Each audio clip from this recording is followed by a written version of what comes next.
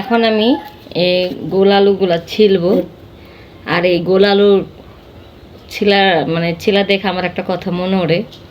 যখন আমরা গ্রামে থাকতাম বুঝছো, তখন আলু খেতে যাইয়া কত আলু তুলতাম। বেটারা যে বড় বড় আলুগুলো তুলে নিত ক্ষেতের থেকে উঠে, তারপরে যে ক্ষেতের থেকে উঠে খেতালারে নিয়ে যেত গা। তারপরও ক্ষেতের মধ্যে মাটির নিচে অনেক ছোট ছোট গোল আলু থাকে বুঝছো।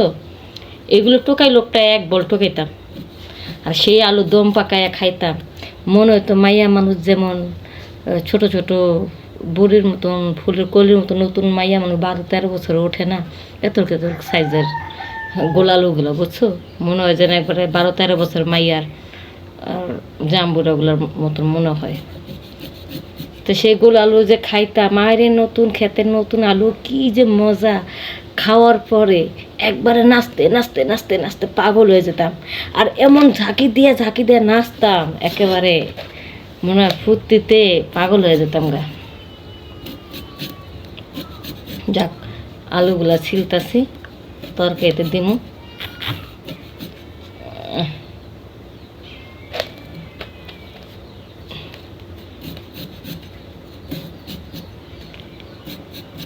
বন্ধুরা, অনেকে আছো পাট খেতে, মেস্তা খেতে, আলুর খেতে, হাই রে ধান খেতে, কত জায়গায় তো খেলা করছো।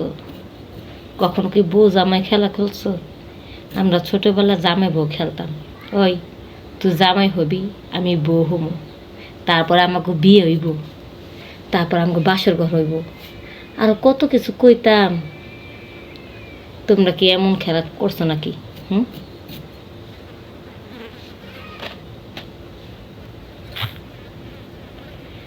আমরা এরকম খেলা কত খেলছি।